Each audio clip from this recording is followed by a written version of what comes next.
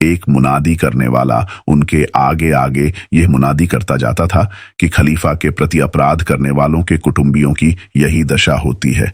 इन दोनों माँ बेटियों ने ऐसा अपमान कहाँ देखा था।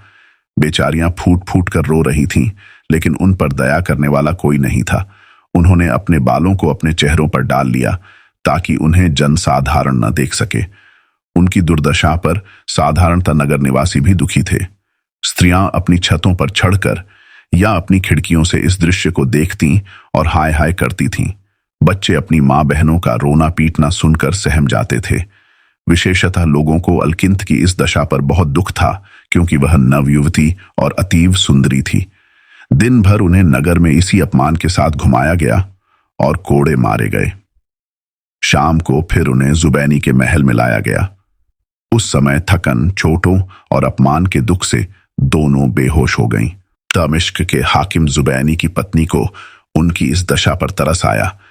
जुबैनी ने खलीफा के आदेश के अनुसार आज्ञा दी थी कि गनीम की मां और बहन की कोई व्यक्ति सहायता न करे, किंतु जुबैनी की पत्नी ने गुप्त रूप से उनकी सहायता के लिए अपनी दासियां भेजीं। इन दासियों ने उन बेहोश पड़ी औरतों के मुंह पर गुलाब जल के छींटे दिए और उनके आंखें खोलने पर उन्हें शरबत पिलाया। इसके बाद वे दोनों उठकर बैठ गईं। दासियों ने उन्हें पंखा झला और बताया कि तुम लोगों की यह दशा देखकर जुबैनी की बेगम को बहुत दुख हुआ है और उन्होंने हम लोगों को इसलिए यहां भेजा है कि तुम लोगों की यथासंभव सहायता करें।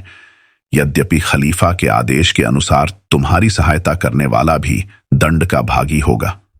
गनीम की मां जुबैनी की पत्नी के प्रति देर तक आभार प्रकट करती रही और उसे दुआएं देती रही। फिर उसने पूछा कि हाकिम जुबैनी ने हम लोगों को इतना दंड तो दिया, लेकिन यह नहीं बताया कि मेरे बेटे ने खलीफा के प्रति ऐसा कौन सा अपराध किया था जिसका यह दंड हमें मिला है।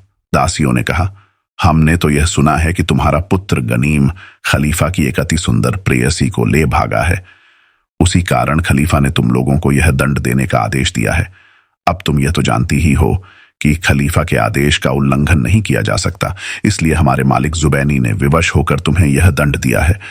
वैसे हमारे मालिक को तुम्हारे निर्दोष होने के कारण तुम्हें दंड देने का बहुत बड़ा दुख है और हमारी मालकिन तथा हम लोगों को भी तुम्हारे लिए बड़ा खेद है, लेकिन इस मामूली मदद के अलावा हम लोग तुम्हारी और कुछ सहायता नहीं कर सकते।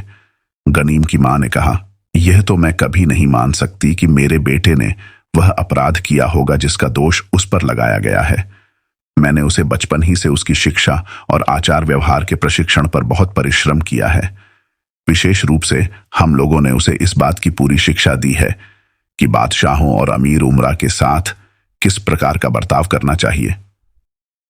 अपहरण जैसा लफंगों का काम उससे हो ही नहीं सकता।